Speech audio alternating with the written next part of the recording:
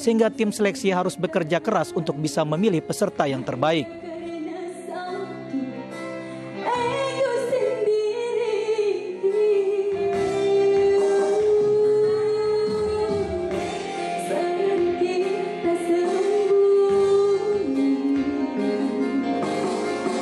Mengapa tak mencoba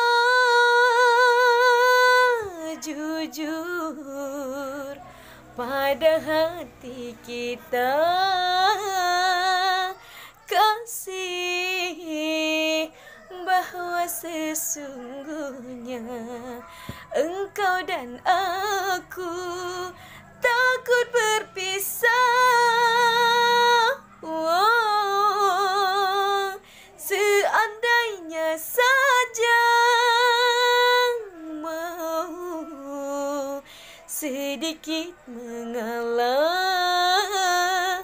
kasih, pertengkaran ini tak mungkin ada selamanya. Seorang raja masih bijaksana dalam memutuskan persoalan cinta.